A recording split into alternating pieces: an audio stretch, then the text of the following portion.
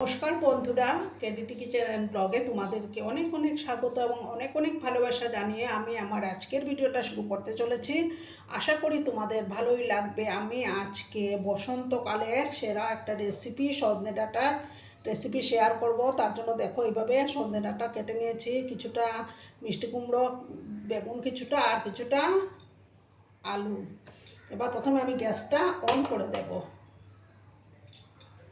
সজনে ডাঁটা তো খুবই উপকারী, আর যেহেতু এখন বসন্তকাল তার জন্য সজনে ডাঁটা খাওয়াটা ভীষণ উপকারী। প্রথমে আমি কড়াটাকে ভালো করে গরম করে নেব।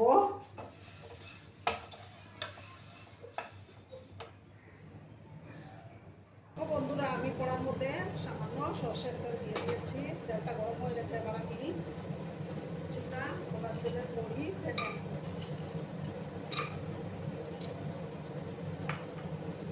একটু লাল করে আমি বড়িগুলোকে ভেজে নেব।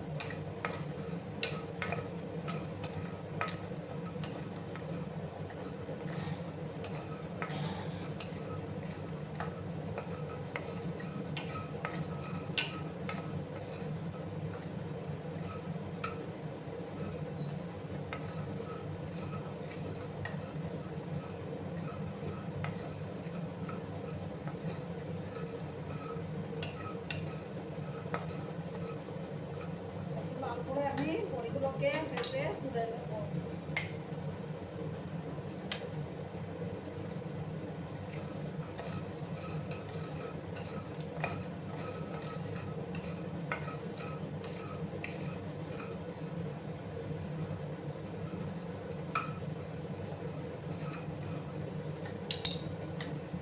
দেখো বন্ধুরা, এবার আমি বড়িগুলো তুলে নেব।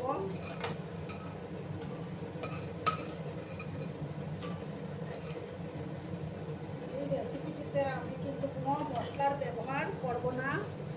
এবার আমি সামান্য আর একটু সর্ষের তেল দিয়ে দেব।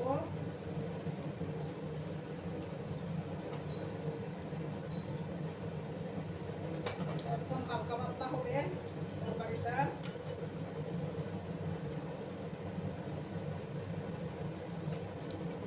এবার আমি দেখো সামান্য 8 চামচের মতো কালো জিরে দিয়ে দিলাম।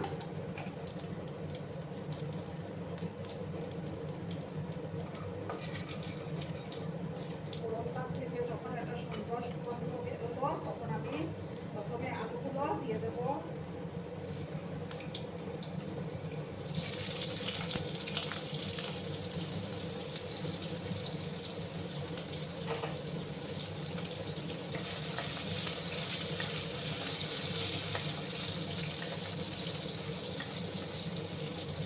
আলুগুলোকে আমি একটু লাল লাল করে ভেজে নেব।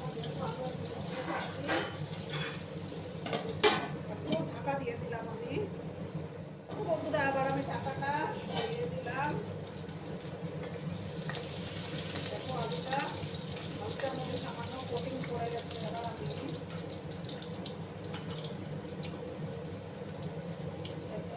সমস্ত সবজিগুলো আমি দিয়ে দেবো।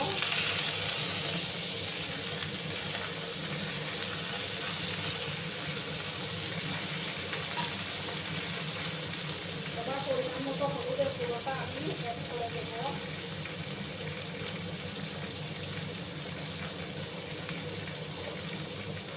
আর এদিকে আমি একটা সসপ্যানের মধ্যে গরম জল বসিয়ে নিয়েছি।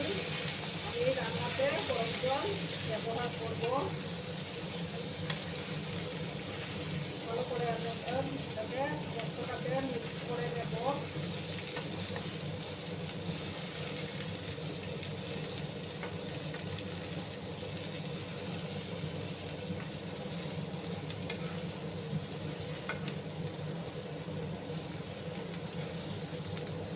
গরমের দুপুরে কিন্তু এটা খেতে দারুণ লাগে। আর যেহেতু এখন বসন্তকাল, এত হালকা পাতলা খেলেই ভালো হয়।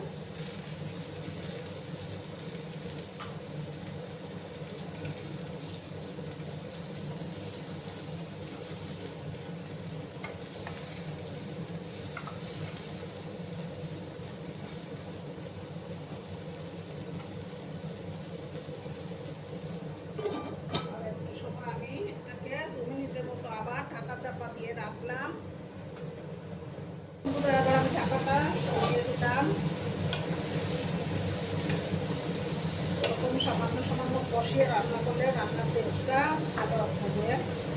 এবার আমি দেখো 4-5টা কাঁচা লঙ্কা আর আদা, একটু পরিমাণে আদা বেটে রেখেছিলাম, সেই বাটাটা এবার আমি দিয়ে দিলাম। দিয়ে ভালো করে আবার কষিয়ে নেব। আর কোনো মশলা আমি এটাতে দেবো না।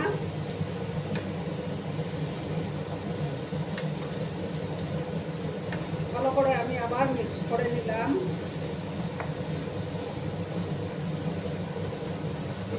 এবার আমি পরিমাণ মতো লবণটা অ্যাড করে নেব।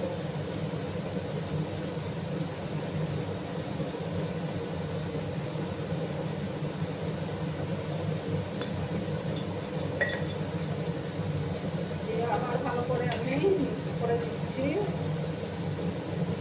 এইভাবে আমি ঢাকা চাপা দিয়ে দিয়ে এটাকে বসাবো।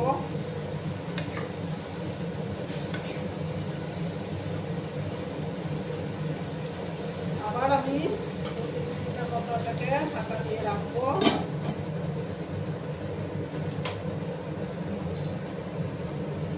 বন্ধুরা, আবার আমি ঢাকাটা দিয়ে দিলাম।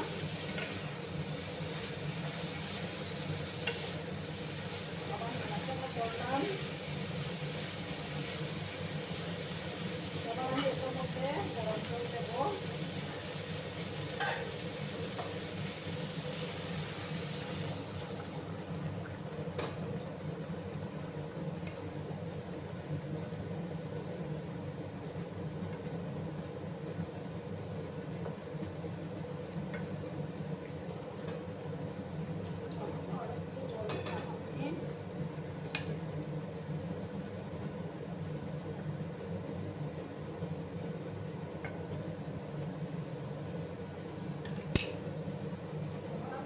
সামান্য একটু চিনি অ্যাড করবো, যেহেতু নিরামিষ রান্না।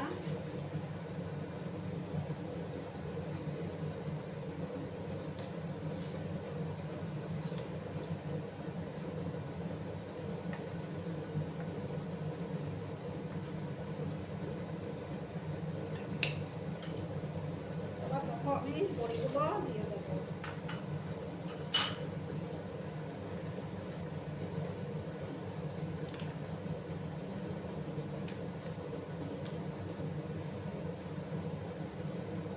গ্যাসের ফ্লেমটাকে লো করে দিয়ে আমি 5-7 মিনিটের মতো এটাকে রান্না করে নেব। আমি ঢাকা চাপা দিয়ে দিলাম। 5-7 মিনিট পরেই তৈরি হয়ে যাবে আমার এই রেসিপি। পুরো আমি ঢাকাটা সরিয়ে দিলাম। এবার একটু আমি নাড়াচাড়া করে দিলাম। দেখো আমার রেসিপি অলমোস্ট ডান। গরমকালের একদম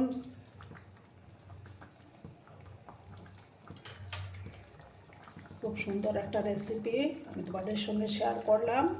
এবার আমি গ্যাসটা অফ করে দিচ্ছি। অফ করে আমি একটা বাটির মধ্যে সার্ভ করব। দেখো বন্ধুরা, আমি সার্ভ করে দিয়েছি। কেমন হয়েছে অবশ্যই কমেন্ট করে বলো। কিন্তু তোমাদের এই সুন্দর সুন্দর কমেন্টগুলো পড়তে আমার কিন্তু দারুণ লাগে।